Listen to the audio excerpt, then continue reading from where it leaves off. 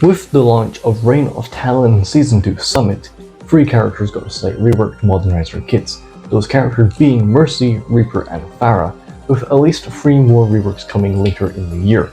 So today I'm going to go through all the tanks and say what I would change with every tank currently in Overwatch.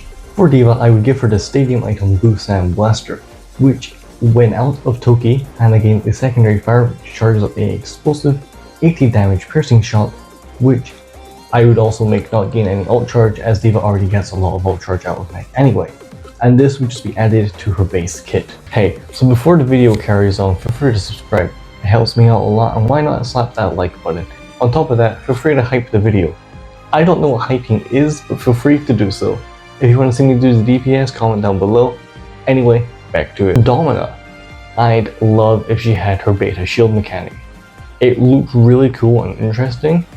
This could just be a major perk instead of just being part of a base kit, and I would also make the shield tiles slightly stronger as well. For Doomfist, this was honestly a tricky call because I don't think he needs a rework. But to be honest, I think when he does return later on in the year, which he definitely will, he will be reworked in some way, shape, or form. But for his change, I'm saying the Stadium power Jet Force Jab, but take away the burning effect that it can deal to the enemies. So Rocket Punch can go through multiple enemies, and maybe just for this version of it, it can slow them down by 15% for 1.5 seconds. But I'm not really sure on this. But this would be a replacement to the Aftershock major perk because nobody uses that. For Hazard, this honestly took me a bit to think, because I was looking at his Stadium powers and looking at his perks, then it hit me, the Halo Needler. So I looked at his stuff again, and then I saw his major perk, Explosive Impalements. And that is exactly what I'm looking for. Explosive Impalement now as a part of his base kit, and in doing so I'm removing the quick melee part of the major perk. So now Bone Spur hits mark targets with spikes, and Violent Leap Slash now detonates them for 40 damage. For Junker Queen, again I had a hard time because right now, in my opinion, she is perfectly fine the way she is. So because this video and I have to do this, I'm just going to take the Scav Scraps Stadium item and make it so whenever Queen does impact damage with Jagged Blade or Carnage, she now gains over health equal to 40% of the damage dealt. Which honestly sounds bad, but it really isn't that impactful, to be honest. It's just a slight little buff, to be honest. For Malma, this is such a small change, but I honestly couldn't think of anything for him, and I didn't want to really tweak Cardiac Overdrive because right now it's decent, and Overrun as well doesn't need any changes. I could do with a few nerfs, but it doesn't need any changes. So I'm bringing back the old Mauga perk, but adding it to Mauga's base kit, 2 hearts, but without the 20 health regen per second. So Malma now counts as 2 heroes on all of these modes. For Orisa. God, Orisa was a hard one, because I cannot play this character to save my life. Yet people call her one of the easiest tanks. I genuinely cannot play Orisa. But how would I make a change that would benefit others? Well, Frank, I'm glad that you asked that question. So the solution is bringing back Mongo as a major perk, replacing Protective Barrier. So whenever Orisa uses Terra Surge, she places a supercharger for 10 seconds that amplifies the damage for all teammates by 20%. And yes, this is also the Stadium perk, so power even. So I'm bringing it over to base Overwatch. Maybe a few tweaks just to make it a little bit more in line with core Overwatch, but bring back Mongo is what I'm saying.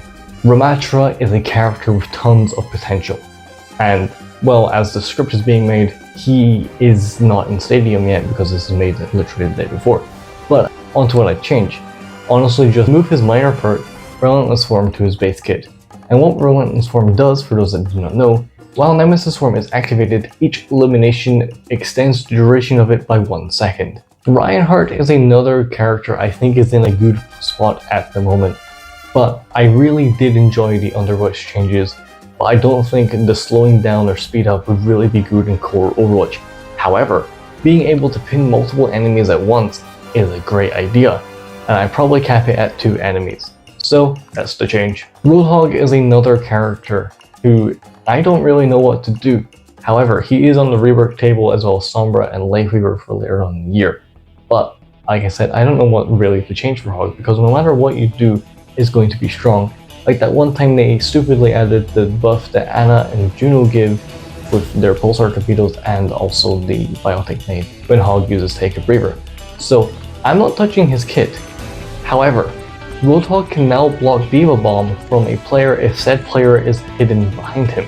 Sigma is another character who I personally think is in a good place, but because of the sake of the video, I need to make a change. So I think replacing a major perk with the shotgun volley accretion like they did for Underwatch in the April Fool's event with 2026 would be a good idea. Maybe a bit busted, but I think it'd be fun. Winston has some brilliant stadium items and powers, so I have a few to choose from, but I'm going to give Primal a small buff by bringing over the Primal Slime Stadium power. So now when using jump jets while Primal Rage is active, press jump to quickly slam towards your facing direction. And I know this power is also for non-primal use and primal use, but I think only having it for primal is a likely option and a more balanced option for core Overwatch. Hammond or Wrecking Ball is another character who I honestly don't think needs many changes at the moment. He's in a very good spot, but if anything, I'd honestly like to have Hang Time moved over from being a perk to being a base feature and a part of his kit. Hang Time, for those that don't know, is a major perk which makes Pile Driver wind up longer, gaining more air control and dealing up to 50% more damage. And I can see this working where if you hold down the activation button for Pile Driver, it would have it would like Hang Time basically.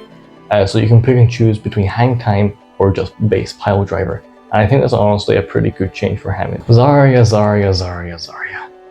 A character I personally dislike gameplay wise, but hey, let's give her a new ability.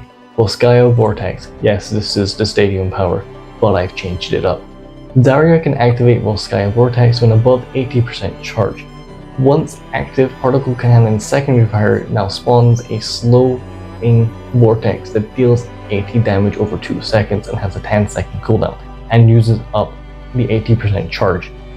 I think that this is a really good change for Zarya. Not only does it no longer encourage just holding up, having 100 full charge at all times, it lets Zarya have a zoning move that honestly could be very beneficial and make the character not just walk forward with 100% beam.